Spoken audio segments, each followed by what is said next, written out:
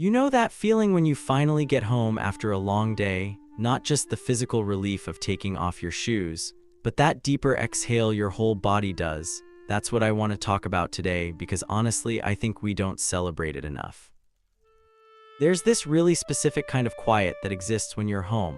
It's not the awkward silence of a boring afternoon or the empty feeling of loneliness. It's different. It's the sound of the fridge humming in the background, maybe a clock ticking somewhere, and that comforting realization that nobody needs you to be anywhere else right now. For once, you can just exist.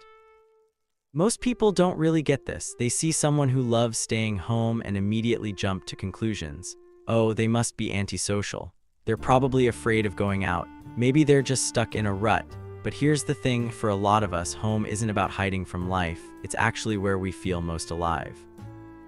Think about it, out there in the world, there's this constant pressure, right? You're comparing yourself to everyone around you, performing this version of yourself that you think people want to see, trying to keep up with everyone's expectations. It's exhausting, but at home, you get to drop all of that. You get to remember who you actually are underneath all the noise.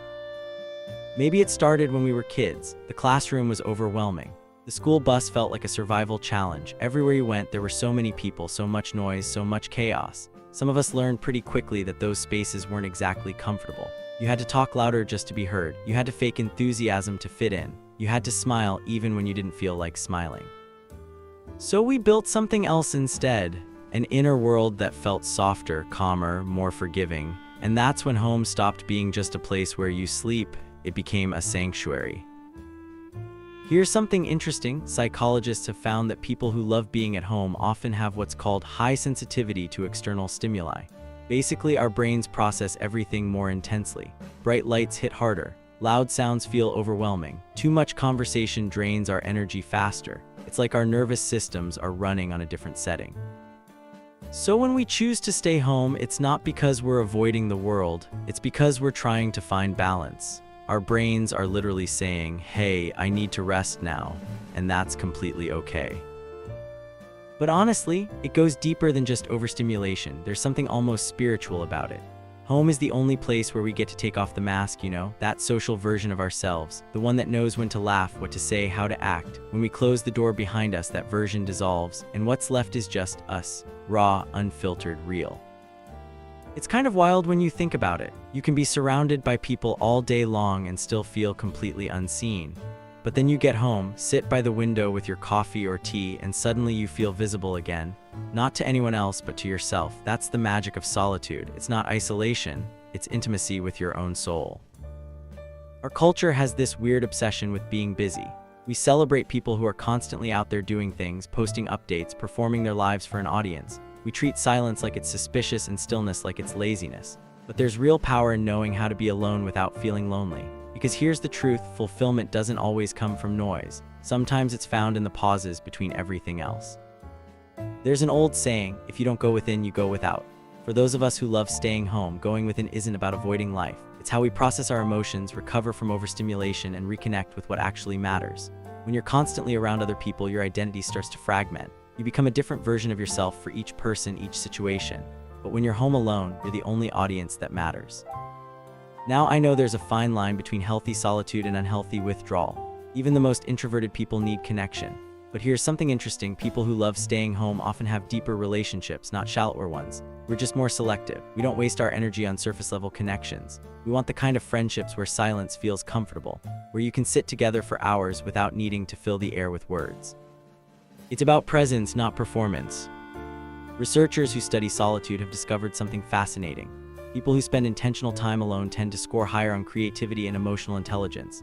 It's not that they're inherently smarter, it's that they're more reflective. They actually process their feelings instead of just reacting to them. They observe their own thoughts instead of running away from them. And in that stillness, something beautiful happens. Ideas form, clarity emerges, emotional wounds start to heal quietly. Think about the last time you had a major realization about yourself or your life. I bet it didn't happen at a crowded party or in a busy coffee shop. It probably came in the shower, late at night in your room, or during a quiet walk when nobody else was around. That's the hidden power of staying home. It gives your mind the silence it needs to actually speak clearly. But here's what's kind of sad. A lot of us who love staying home carry this secret guilt about it. We feel like we're missing out, like life is happening somewhere else and we're failing to keep up.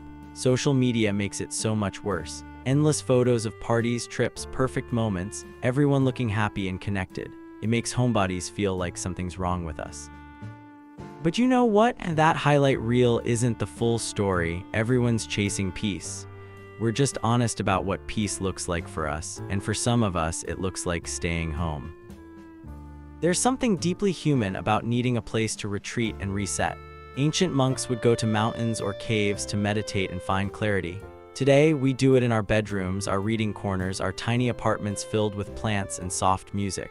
It's the same impulse, just a modern version. Our homes are our temples. And there's actual science behind why this feels so good. When you're at home in your own space, you're in what researchers call a low-threat environment. Your body stops producing as much cortisol, which is the stress hormone, because you don't need to defend yourself or perform anymore. That's why your thoughts feel clearer at home. That's why sometimes you suddenly get emotional when you're alone. Your guard drops, and all the feelings you've been holding back finally rise to the surface. It's healing disguised as quiet time. Sometimes people will say things like, "You need to get out more," or "You're wasting your youth." What they don't understand is that staying home doesn't mean doing nothing. Some of the most meaningful personal growth happens right here. Reading, reflecting, journaling, dreaming. These are quiet revolutions happening behind closed doors. We're not avoiding the world, we're preparing for it. We're recharging, rebuilding ourselves. And when we do step out, we bring calm instead of chaos. There's also real psychological comfort in routine. Our brains love predictability because it reduces anxiety. When you know where everything is, when your space feels familiar, your mind relaxes. For someone who loves staying home, this predictability becomes sacred. It's not boring, it's emotional regulation. Every small ritual, from lighting a candle to making your morning coffee the same way, tells your nervous system, you're safe now. In a world obsessed with productivity and constant motion, this kind of stillness feels almost rebellious. We're taught that to be valuable, we must always be visible, always doing, always achieving something. But people who love staying home quietly challenge that idea. We prove that meaning doesn't always come from motion. Sometimes it comes from being still enough to notice the rain against the window, from having time to think deeply about who we're becoming. And maybe that's why homebodies often have such rich inner worlds.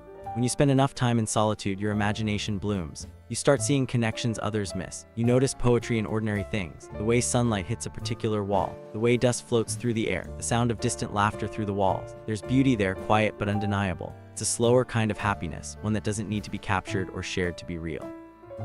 Some people will never understand that kind of contentment. To them, silence feels heavy and solitude feels like punishment.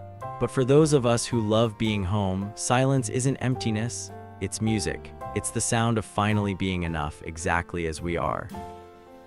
Here's a beautiful paradox. People who love staying home are often labeled as detached or distant. But the truth is, we feel life too deeply. Every conversation leaves a mark, every noise registers, every interaction matters. When the world gets too loud, our instinct isn't to escape it, but to protect our peace. It's not fear of others, it's care for ourselves. You can tell so much about a person by their space. Some people's homes are full of light and music, with plants reaching toward the windows. Others prefer dim lighting, soft blankets, the smell of coffee or candles. Each home becomes a mirror of the person inside it. The quiet ones build warmth, the dreamers build comfort, the thinkers build order, and within those walls, we create entire worlds that nobody else ever sees. When psychologists study the link between solitude and creativity, they find something profound. People who spend more time alone report higher levels of originality, empathy, and imagination. Why? Because solitude gives us the freedom to listen to our inner voice without filtering it for anyone else. When you're around people constantly, your thoughts adapt. You start thinking in public language, shaped by how others might perceive it. But when you're alone, your thoughts unfold in their native form. That's where real creativity begins. Think about great artists, writers, thinkers throughout history. So many of them loved solitude, not because they disliked people, but because they needed space to think, to dream, to wrestle with ideas. Virginia Woolf once said a woman needs money and a room of her own if she is to write fiction. But that truth applies to everyone. We all need a room of our own, literally or metaphorically, to understand who we are. People who love staying home have learned that the outside world doesn't define us. We don't need constant noise to feel alive. We don't need endless validation to know our worth.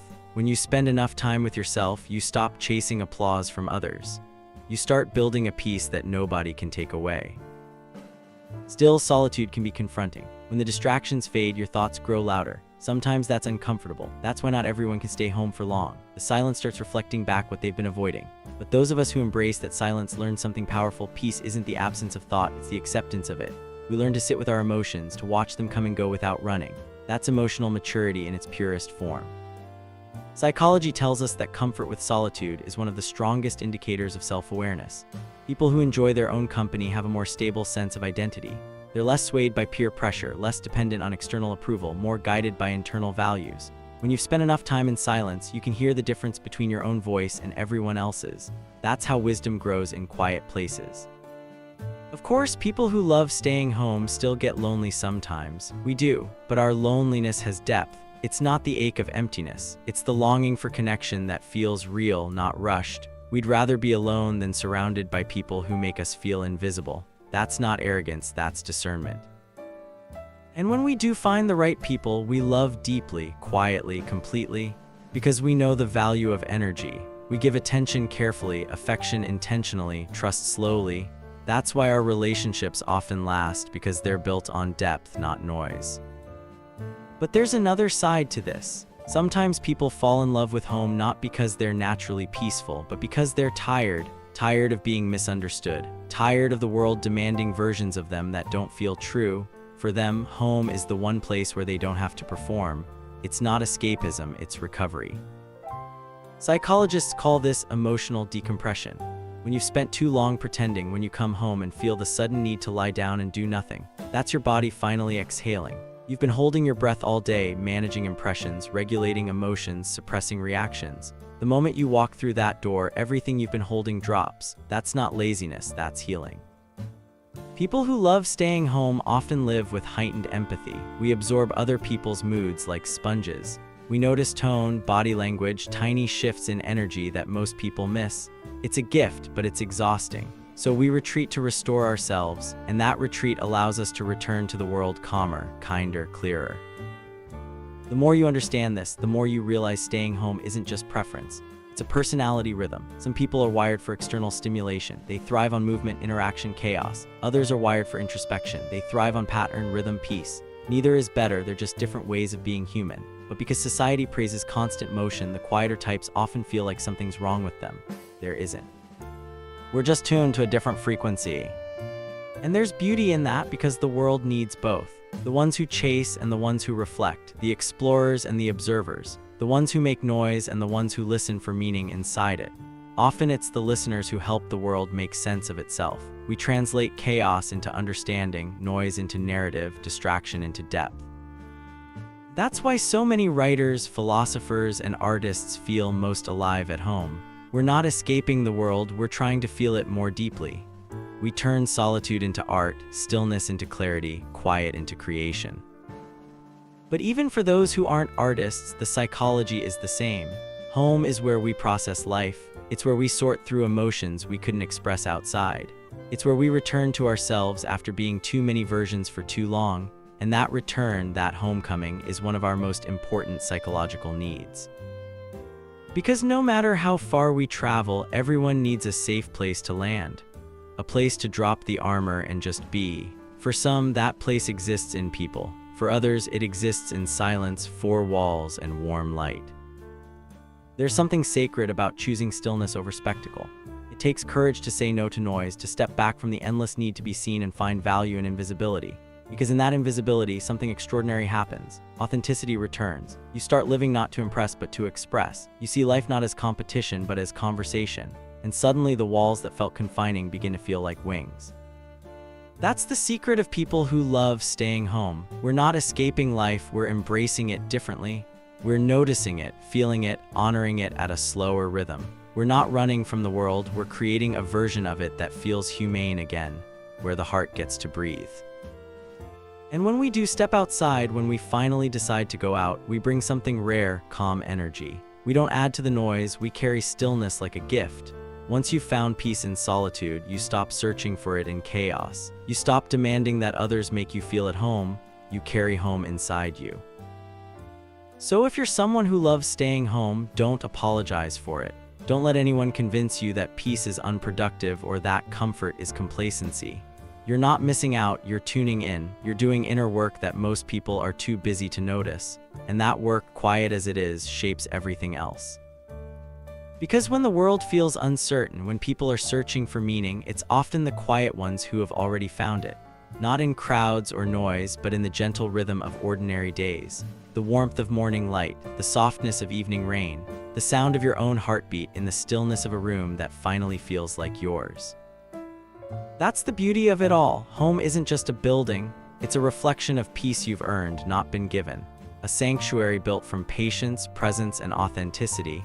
It's where you meet yourself again and again until one day you realize you were never really alone. You were just coming home to yourself. And honestly, that's pretty beautiful.